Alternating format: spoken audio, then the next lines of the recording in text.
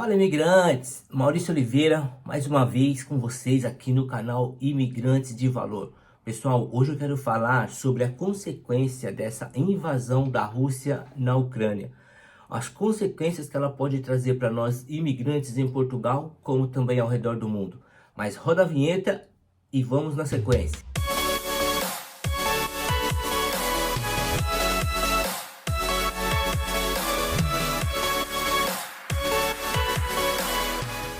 Eu quero falar sobre as consequências dessa invasão da Rússia sobre a Ucrânia.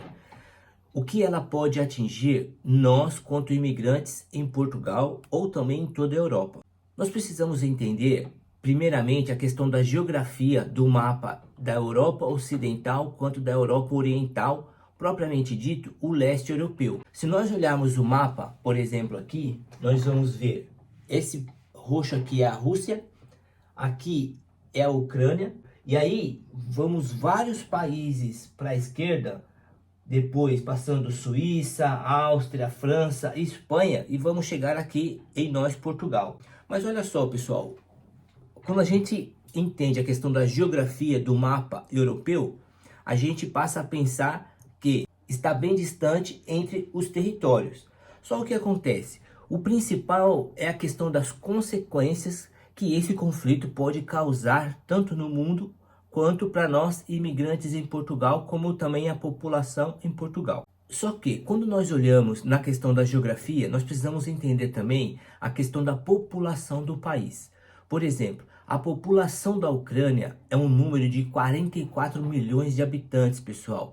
Para nós termos uma ideia, Portugal tem cerca de 10 milhões de habitantes, ou seja, 4 vezes a mais que a população de Portugal e um pouquinho mais ainda, porque a população da Ucrânia são 44 milhões de habitantes. O tamanho do terreno da Ucrânia, pessoal, é cerca de 603 quilômetros quadrados. Portugal, olha que interessante, Portugal tem apenas 92 quilômetros. Então, é um terreno muito grande. Se a gente olhar no mapa, dá para nós termos uma noção. Olha só, tudo isso daqui é a Ucrânia e Portugal é esse pequeno. Mas eu estou dizendo isso apenas por uma questão de conhecimento e de compreensão entre as realidades do país. Agora, a Alemanha, ela tem um território de 358 quilômetros quadrados, que aí já é bem maior que Portugal. Nós vemos aqui a Alemanha. Se a gente vê agora, por exemplo, a França, ela tem um território de 544 quilômetros quadrados. A Espanha, ela tem 506 quilômetros quadrados. São países grandes e a Ucrânia, melhor dizendo, ela não fica atrás na questão do tamanho do território. A população da Alemanha, ela tem cerca de 83 milhões de habitantes. Lembra que a Ucrânia tem 44. Então, bem dizer, o dobro da Ucrânia. A França, por outro lado, ela vai ter cerca de 67 milhões de habitantes. E a Espanha, ela tem ainda 47 milhões de habitantes. Para nós termos uma noção. Por quê? Eu conversando com a minha mãe, quando eu estava até pensando em fazer esse vídeo, e no pensamento dela, e pode ser que aconteça com muitas outras pessoas também, porque a gente ouve falar mais de Rússia. E quando a gente ouve falar da Ucrânia, tem essa questão aí, que não é de agora, desde a invasão da Crimeia em 2014. A Crimeia, essa região aqui, pequenininha, né, que faz aqui frente com o Mar Negro. Então, o que acontece? Desde essa época de 2014, que a Rússia invade e toma esse território, anexa a ela, que é hoje em dia, muitas pessoas acabam pensando que a Ucrânia ela é um país territorial pequeno, uma população pequena e insignificante. Mas pelo contrário, ela é grande e tem importância relevante, principalmente na Europa e para os países que dependem do quê? Qual que é a principal dependência da Ucrânia e consequentemente Rússia para os países europeus? O gás. Como aqui é uma região que faz muito frio, muitos desses países dependem, né, do gás russo, do gás da Ucrânia. É claro que tem uma ligação e uma importância em relação à Alemanha, né? Trabalhos da Alemanha de gasodutos com a questão da Ucrânia e Rússia, mas Então a gente entende que a Ucrânia ela tem uma importância muito grande para os países da Europa. Nesse contexto, pessoal, a gente precisa entender que, primeiramente, os presidentes dos dois países, os governantes dos dois países. De um lado, a gente vai ver a Rússia e vamos ver um presidente muito experiente, um presidente que já foi da KGB, que luta artes marciais, que conhece muita questão do jogo político, estratégias políticas, estratégias de guerra, que não é de pouco tempo que ele está na liderança de um país. Porém, de outro lado, nós vamos ver o presidente da Ucrânia, pelo que a gente observa, com pouco conhecimento na comparação com Putin. Mas tá certo. Então, de um lado, a gente vê uma pessoa super estratégica e de outro, uma pessoa que de repente não tem tanta estratégia assim. E além de pensar nisso, agora a gente vê o papel do Putin. Por quê? Quando houve a dissolução ali da ex-União Soviética e agora só tem a Rússia e alguns países ali que vêm tendo conflitos e desligamentos ao longo da história, nós vemos que Putin tenta o quê? Anexar países que se desligaram deles, da ex-União Soviética, há anos atrás. E ele, como essa pessoa que tem o desejo, o título do guardião da identidade russa ou soviética, faz o possível para anexar de volta os países antiga ex-União Soviética, a Rússia. Mas olha só, aí quando nós observamos isso, nós vamos ver o papel do Putin nessa questão da invasão à Ucrânia. Por quê? Olha só, Putin, principalmente, ele não quer que a Ucrânia se ligue à OTAN, né? Que é a Organização do Atlântico Norte. E aqui é conhecido em Portugal como a NATO. Então, Putin não quer isso. Ele faz de tudo para que a Ucrânia não se filie, não se ligue à OTAN.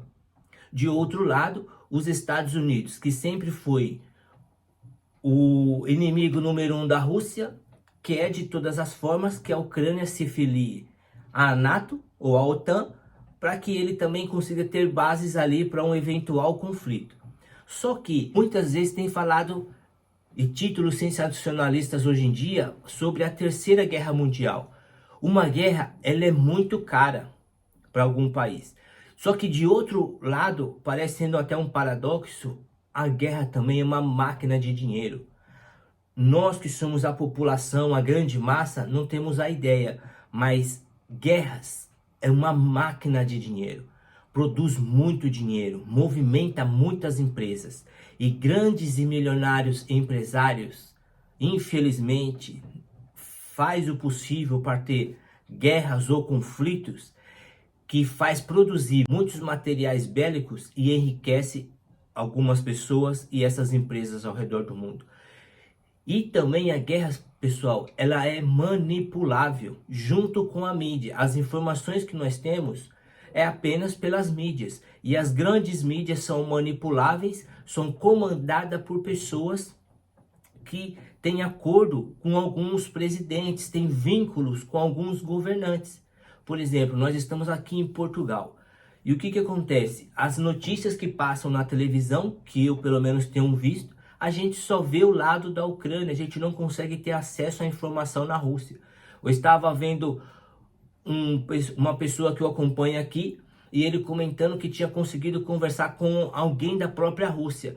E nessa mensagem que ele coloca, a própria pessoa da Rússia, até então, não estava sabendo da invasão sobre a Ucrânia. Então, com certeza nós vemos na história e as notícias do jeito que o governo russo desenvolve a política e o meio de comunicação dentro do país. Só que acontece, a própria pessoa, o próprio russo, geralmente não sabia o que estava acontecendo ao redor do mundo. E o mundo inteiro tem a notícia manipulada, deturpada. A gente só sabe do que eles querem que nós saibamos.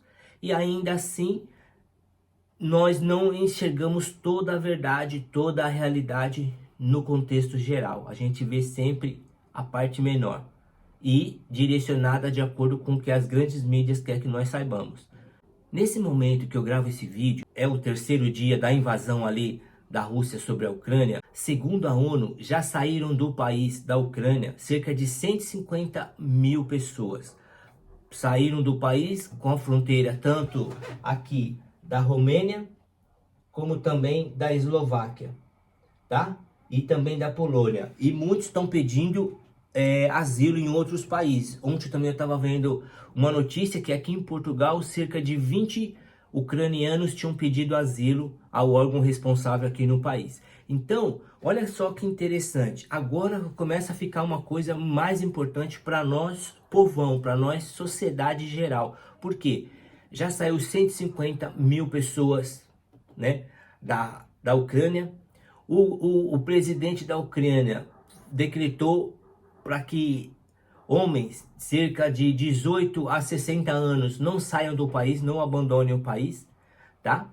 Que esse é um dos objetivos que Putin, a Rússia, quer, porque quanto mais pessoas saírem do país, vai se criar um caos migratório para os outros países da Europa, e ele consegue, que é o principal, que ele está agora no terceiro, indo para o quarto dia, ele quer o quê? Invadir Kiev, porque é onde está a base governante ali do país. Uma coisa que chama atenção, como eu falei dessa questão da manipulação, da desinformação total que nós temos, é o seguinte: a Ucrânia, ela está nesse conflito, nesse desejo de entrar para a OTAN, que é o que a Rússia não quer. De outro lado, os Estados Unidos quer. Antes do conflito, antes dessa invasão da Rússia sobre a Ucrânia, a OTAN estava sempre dizendo, os governantes, os países que fazem parte da OTAN, estavam sempre ali dizendo que estava do lado da Ucrânia, que estariam de mãos dadas com ela. Só que interessante, a Rússia invade a Ucrânia, e onde está a OTAN? Cadê a ação rápida da OTAN para ajudar a Ucrânia? Há informações também que o presidente ucraniano já pediu forças, pediu ajuda para a OTAN. Mas cadê a OTAN? E sabe o que chama a atenção, pessoal, dessa questão da manipulação e de guerra ser uma máquina de dinheiro? É porque últimas informações que eu também tenho visto é que o governo americano ofereceu para que eles, se o presidente da Ucrânia, se ele quiser, eles iriam conseguir tirar o presidente da Ucrânia do país. Ué, os Estados Unidos não estavam prontos, junto com a OTAN, em contra-atacar a Rússia?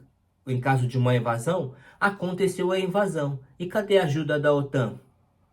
Então, olha para nós entendermos, pessoal, a manipulação da mídia. O quanto a guerra, às vezes, vale a pena para alguns governantes e para alguns empresários ao redor do mundo. Nós é que não sabemos da realidade, que muitas vezes acontece em quatro paredes, nos ambientes governamentais ao redor do mundo, infelizmente. De outro lado, alguns países estão agora se movimentando. Para quê? Para levar ajuda comunitária à população ucraniana. Isso se torna importante. Mas cadê o apoio verdadeiro? Cadê o apoio real para combater a invasão russa? É claro que nós vimos no primeiro dia, acredito que todos nós ao redor do mundo, porque foi enviado por fontes do próprio governo, que foi assim, o vídeo do presidente Putin falando que eles iriam invadir ali a questão da Ucrânia, e se tivesse algum país que viesse se intrometer no meio, a Rússia ia responder com agressividade. E todos temem a bomba atômica. Observando isso, alguns países que têm bomba atômica não vão hoje em dia entrar em conflito com bomba atômica. Por quê? Ao mesmo tempo que a guerra é uma máquina de dinheiro para esses governantes, ela acaba sendo muito cara. Então, o que acontece? É muito mais fácil fazer a tal da guerra híbrida, que é o que se fala hoje. A guerra cibernética, né? Então é muito mais barata. E além de ser muito mais barata, ela é identificável. Quem faz uso desse tipo de guerra geralmente não consegue ser identificado. Então, para um país é muito melhor. trabalhar a guerra híbrida, a guerra cibernética, do que a guerra nuclear. Os países que dominam fortemente a bomba atômica, se entrarem em um conflito, aí seria sim, então, a Terceira Guerra Mundial. Mas acreditamos que está muito distante. Tem muita coisa por trás dos bastidores que é manipulável, que é direcionável de acordo com os desejos dos governantes que nós não conhecemos. O que nós vemos agora de consequências na Europa, inclusive Portugal? Como eu já disse, 20 ucranianos até então ontem tinham pedido asilo em Portugal. Nós vamos ver um aumento de ucranianos vindo para toda a Europa. E não estou falando mal, que seria ruim essa questão. Eles têm todo o direito pelo problema que estão passando nos países. Do jeito que nós emigramos por vontade própria, é duro não acolhê-los. É muito ruim se nós não conseguirmos acolher. Porém, haverá um grande crescimento migratório dos ucranianos para os outros países da Europa. Os países que têm uma qualidade de vida um pouco melhor, por assim dizer. De acordo com a ONU, já há cerca de 5 milhões de refugiados. Então, haverá um crescimento enorme de ucranianos refugiados, infelizmente. É triste ver algumas imagens de pessoas saindo, às vezes com criança de colo, recém-nascidos, sair de casa também apenas com uma mala, deixar tudo para trás, perder a sua residência, perder tudo o que tinha, o que construiu ao longo da vida, por conta de irresponsabilidades, por conta de desejos gananciosos de governantes, de presidentes de países que não estão preocupados com isso. Inclusive, existe um versículo bíblico que diz assim, Eclesiastes, capítulo 8, verso 18, diz assim: a sabedoria é melhor do que as armas de guerra, mas um só pecador destrói muita coisa boa. E é tão atual, não é, esse versículo, sabendo que a Bíblia, essa parte de Eclesiastes, foi escrita muitos anos atrás, ela é muito atual. Por quê?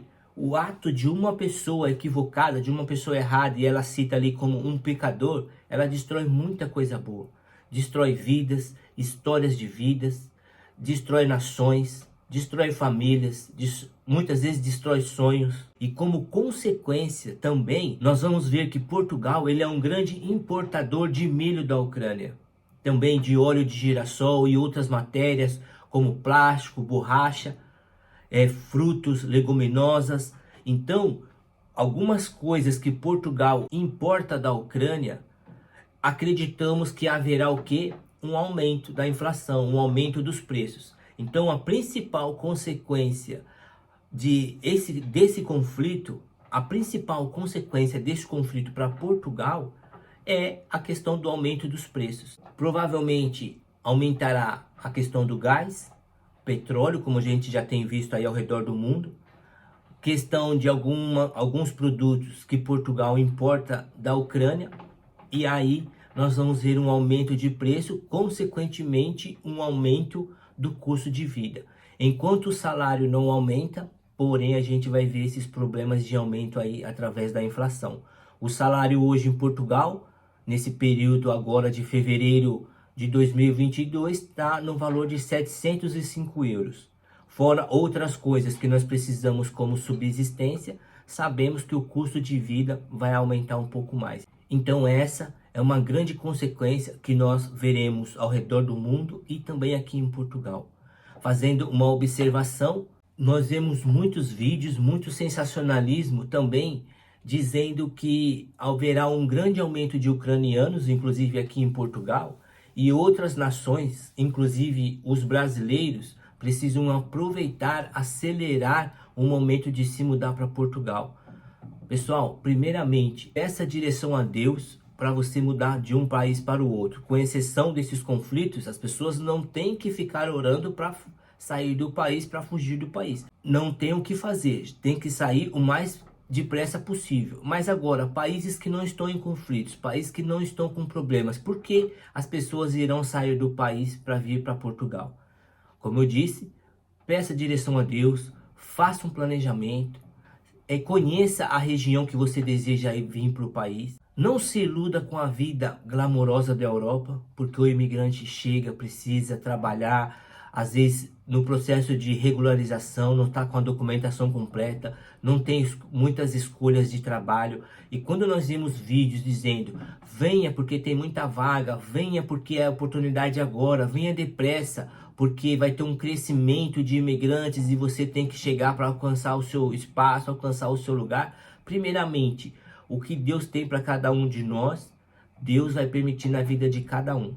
Não importa a situação da sua mudança, não importa o país, não importa o tempo. Deus é o Deus que faz milagres e que abre portas.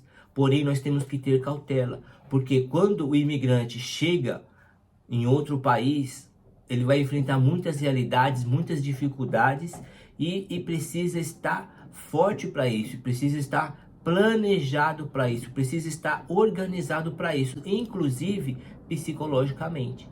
Então, nessa correria, nesse afã, nessa ilusão de informações, que vamos chegar num país e ter muito emprego, ter muita liberdade, de repente não é assim. Porque vai ter que encontrar um aluguel, vai ter que encontrar um trabalho que se adapte, um trabalho que também tenha horários de trabalhos bons, salários bons. É uma nova adaptação de vida e outras realidades. Não caia na ilusão de muitos vídeos que nós temos acompanhado dizendo, venha porque tem muita vaga. Chegando aqui a realidade é outra. Pode ter muita vaga, mas faça uma pergunta para você mesmo. Por que será que tem tanta vaga de trabalho? Onde que estão os portugueses que não querem essa vaga de trabalho? Aonde está a juventude portuguesa hoje em dia? Muitos países que oferecem salários maiores. Alemanha, França, Suíça. Então, é muito importante essa pergunta. Se há muita vaga de trabalho, por que então há? Outra questão, qual é a carga de horário de trabalho? Qual é o valor dos salários? Será que é perto ou longe de onde consegue morada ou não? Então, são perguntas a serem feitas, a serem pensadas antes de acreditar em manchetes ou títulos sensacionalistas hoje, porque nós temos a oportunidade de criar qualquer título para chamar a atenção dos nossos seguidores, das pessoas que estão vendo os vídeos. Mas caia na realidade, pense certo, se organize. Se é sozinho, se organize. Se é com família, se organize mais ainda. Para que não venha para cá e se decepcione e sofra muito, seja explorado. Não. Mas se organize para que as coisas ocorram bem. Então, pessoal, eu finalizo esse vídeo sobre essa invasão da Rússia na Ucrânia, dizendo que a maior consequência será a questão da inflação. Os bens de consumo poderão aumentar. O custo de vida vai aumentar. Infelizmente, o salário não acompanhará isso. O salário vai passar por muitos projetos ainda para aumentar.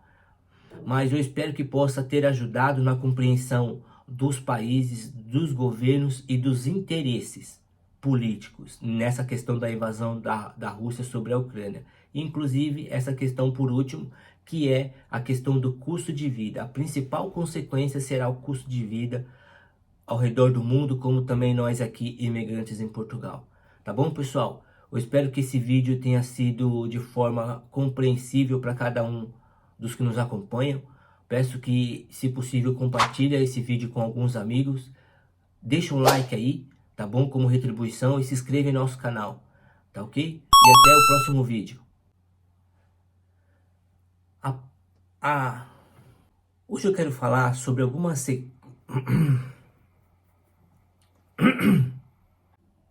Nesse momento que eu gravo esse vídeo, pessoal, nesse momento que eu... Então essa é a maior... Então essa é uma... Não se iluda com a... Fazer uma redundância